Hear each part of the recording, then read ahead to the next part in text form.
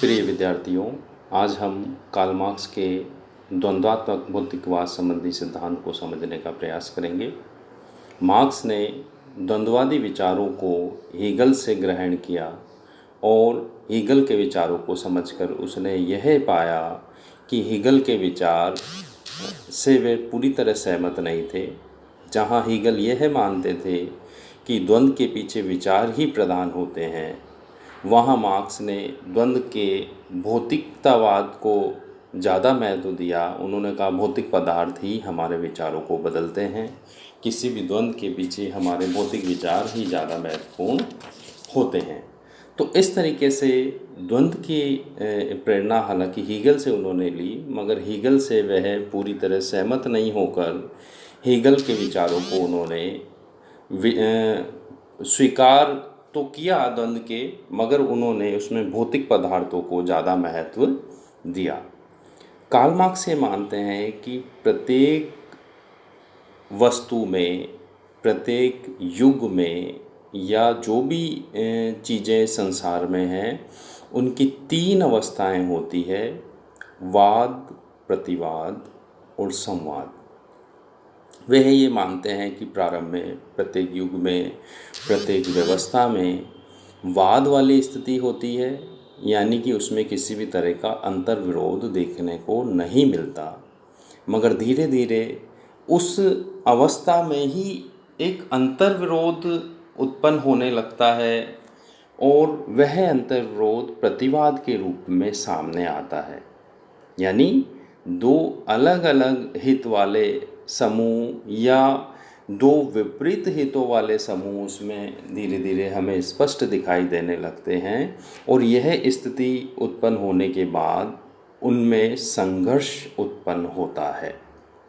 यानी वाद वाली स्थिति में सब कुछ सही होता है, किसी तरह का संघर्ष नहीं होता, मगर प्रतिवाद वाली स्थिति में हमें देखते हैं कि अंतर्विरोध जब व्यवस्था में उत्पन्न हो जाता है तो आपस में हमें संघर्ष की स्थितियां देखने को मिलती है। उस स्थिति को हम कहते हैं प्रतिवाद। प्रतिवाद उत्पन्न होने के बाद जब संघर्ष होता है या क्रांति होती है, तो उसके बाद एक नई व्यवस्था उत्पन्न होती है जिसे संवाद कहते हैं। यानी संघर्ष निपटने के बाद एक नई व्यवस्था को संघर्ष जन्म देता है, जिसमें किसी भी तरह का अंतर्विरोध नहीं होता। ये संवाद ही थोड़े टाइम बाद पुनः वाद में बदलता है और फिर उस नए युग में, उस नई व्यवस्था में दोबारा से प्रतिवाद उत्पन्न होता है, दोबारा से अंतर्विरोध होता है और फिर संघर्ष होता है और फिर संवाद।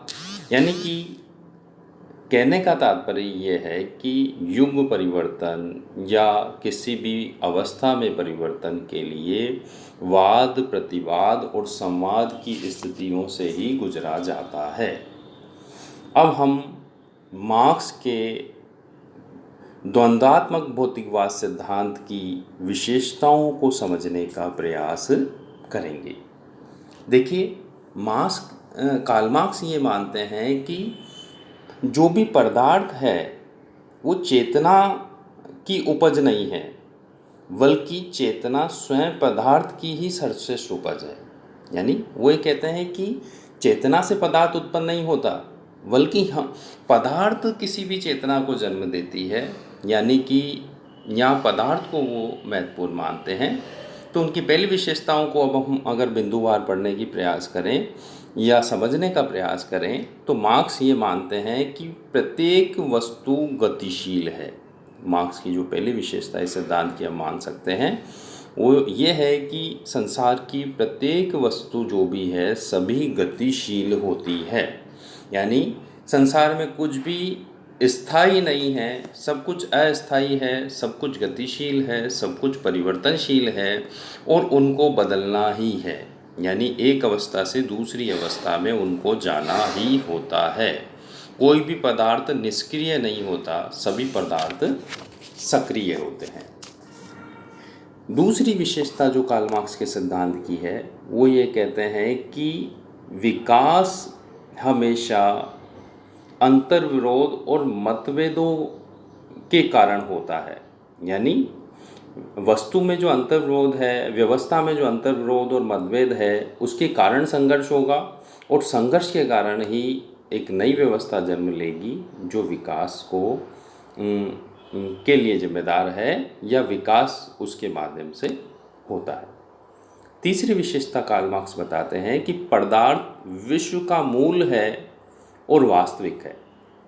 जैसे मैंने आपको शुरू में कहा कि हीगल ने कहा था कि हमारे विचार मूल होते हैं, विचार ही मूल आधार है किसी भी चीज़ का। उसके विपरीत कार्ल मार्क्स कहते हैं कि पदार्थ ही मूल होता है, विचार मूल नहीं होता है। तो इस तरीके से कार्ल मार्क्स ने हमेशा पदार्थ को ज़्यादा महत्व दिया। अगली विशेषता कार्ल मार्क्स से कहते हैं कि विश्व का विकास संघर्ष की प्रक्रिया के द्वारा होता है। यानी यदि संघर्ष नहीं हो तो विश्व का विकास भी नहीं हो और हम आगे नहीं बढ़ पाएंगे। तो ऐसी स्थिति में वो ये कहते हैं कि व्यवस्थाओं में जो विकास है उस विकास का मूल आधार संघर्ष है और ये संघर्ष भीतर रूप में भी होता है और बाहरी रूप में भी होता है, यानी दोनों स्तर पर संघर्ष हमें देखने को मिलता है। अगली विशेषता के रूप में कार्ल मार्क्स ये कहते हैं कि विकास एक सीधी रेखा के रूप में नहीं होकर टेढ़े मेढ़े रास्तों के द्वारा विकास होता है। एक सर्पिल स्पाइरल, जिसे हम सीधे सरल शब्दों में स्पाइरल या सर्पिल भी कह सकते हैं, तो उस तरीके से विकास होता है। विकास एक सीधी रेखा की जैसे नहीं होता, बल्कि विकास टेढ़े मेढ़े रास्तों से होकर गुजरता है। और ये टेढ़े मेढ़े रास्तों से होकर इसलिए गुजरता है क्योंकि विकास संघर्ष के कारण होता है। कार्ल मार्क्स हमेशा ये मानते हैं कि विकास का मूल आधार संघर्ष है, व्यवस्थाओं में संघर्ष होता है, वाद में प्रतिवाद उत्पन्न होता है और वो संघर्ष को जन्म देता है। इसलिए विकास हमेशा टेढ़े मेढ़े और सर्पिल रास्तों के द्वारा ही होता है। जैसे कि वो पूंजीवाद का एक उदाहरण भी हम यहाँ पे उनके द्वारा दिया गया रख सकते हैं कि पूंजीवादी व्यवस्था में मालिक और मजदूर हमेशा एक दूसरे के साथ रहकर कार्य करते हैं, मगर उनके हित एक दूसरे के विरुद्ध होते हैं और धीरे धीरे ये है हित छोटी मोटे संघर्ष से लेकर क्रांति तक को जन्म देते हैं और एक क्रांति व्यवस्था को परिवर्तित करती है और फिर हम एक नए युग में आ जाते हैं, यानी कि समाज आगे बढ़ता है, समाज में विकास होता है। अगली विशेषता के रूप में कार्ल मार्क्स ये मानते हैं कि द्वंद्वात्मक भौतिकवाद में जो द्वंद्व है उसका मूल आधार आर्थिक तत्व है। यानी हमारी जो संसार है, विश्व के समस्त जो पदार्थ है, उनको जो नियंत्रित करने वाली शक्ति है वो आर्थिक होती है, अर्थव्यवस्था होती है। यानी अर्थव्यवस्था ही समाज का आधार है। सरल शब्दों में मैं कहूँ तो मार्क्स ये मानते हैं कि अर्थव्यवस्था ही समाज का आधार है और अर्थ के चारों ओर ही ये संसार और हमारी व्यवस्थाएं घूमती है। जैसी अर्थव्यवस्था होगी वैसे ही हमारे उत्पादन की विधियां होगी, वैसे ही हमारे उत्पादन के संबंध होंगे और वैसे ही हमारे उत्पादन की शक्तियां होगी। जैसे हर युग में अपनी अपनी उत्पादन की विधियां होती है।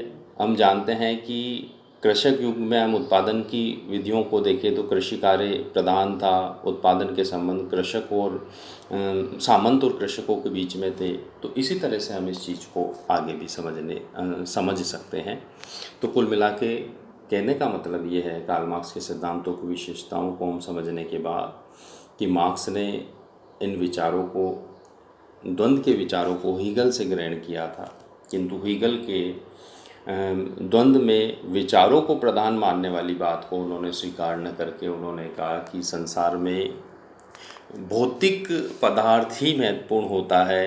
द्वंद्व के लिए भौतिकवादी व्यवस्थाएं जिम्मेदार है, अर्थव्यवस्था समाज में महत्वपूर्ण होती है और हर व्यवस्था में सब प्रारंभ में वाद वाली स्थिति होती है, मगर धीरे धीरे प्रतिवाद व्यवस्थाओं में उत्पन्न होता है। प्रतिवाद के कारण फिर संघर्ष होता है। ये संघर्ष छुटपुट संघर्ष से लेकर धीरे धीरे क्रांति में बदल जाता है और एक क्रांति व्यवस्था परिवर्तन करती है और दोबारा से संवाद उत्पन्न होता है।